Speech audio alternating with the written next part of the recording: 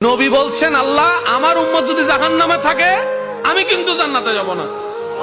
আল্লাহ বলছেন, আপনি না গেলে তো জান্নাত উদ্বোধনই হবে না। এবারে মামলা কি দাঁড়ালো? আল্লাহ পাক বলে যে আমি তাহকামুল হাকিমিন নিজেকে বলেছি, বিচার না করলেও তো জিনিসটা সুন্দর হয় না। নবী একটা কাজ করেন, ওয়ালা সাউফা ইউতিকা রাব্বুকা ফাতারদাত, আমি কাউকে বলি নাই, আপনাকে না বলেছি।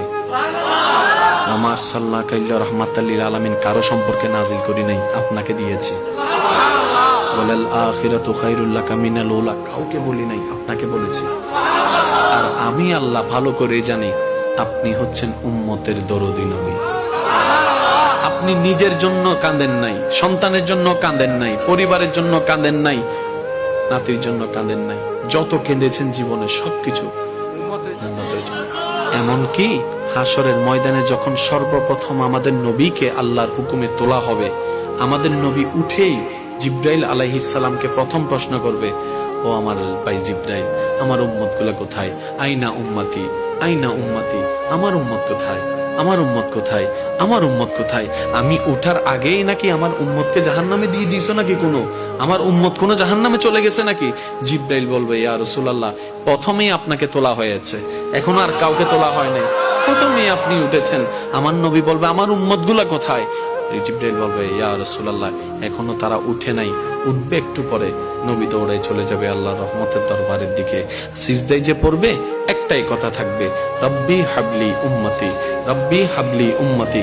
একটু মনোযোগ চাইবো আমি আশিকদের, রব্বি হাবলি উম্মতি, ও আল্লাহ আমার উম্মত গুলাকে আমাকে দিয়ে দাও। তো উম্মতের লিস্টের ভিতরে তো আবু বকর সিদ্দিকের নামও আছে, উম্মতের লিস্টের ভিতরে তো ফারুকে আজমের নামও আছে, উম্মতের লিস্টের ভিতরে তো সাহাবায়ে কেরাম আজমাইনের নাম আছে, উম্মতের লিস্টের ভিতরে তো আহলে বাইতের নাম আছে, উম্মতের লিস্টের ভিতরে তো তাবি তবে তাবি আল্লাহর ওলিদের জান্নাতীদের নাম আছে। এবার আল্লাহ পাক বলবে, আপনি যে বললেন রব্বি হাবলি উম্মতি, উম্মতকে দেওয়ার জন্য আপনি কি আবু বকরের কথা বলছেন? নবী বলে যে না, আমার আবু বকরকে নিয়ে চিন্তা নাই, আমার ফারুককে নিয়ে চিন্তা নাই, আমার ওসমানকে নিয়ে চিন্তা নাই, আমার আলীকে নিয়ে চিন্তা নাই।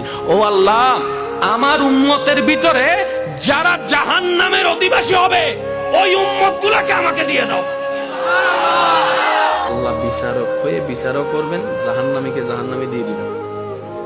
আহকামুল হাকিমের দায়িত্ব শেষ। এবার নবীকে আল্লাহ সিজদায় যাওয়ার অনুমতি দিয়ে সুপারিশ করাবেন। নবীর সুপারিশ কবুল করতে করতে নবীর উম্মতকে, আল্লাহর বান্দাদেরকে জাহান্নামী থেকে জান্নাতি করে দিবেন।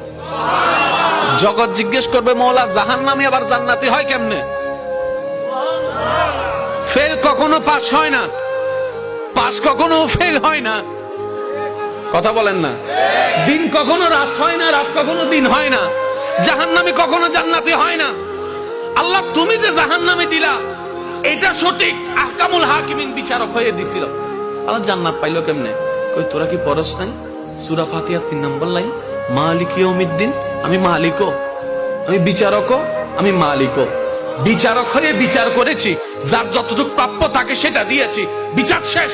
এবার মালিক হয়ে রহমানুর রহিম হয়ে দয়া করে জাহান্নামী থেকে জান্নাতি বানিয়ে দিয়েছি।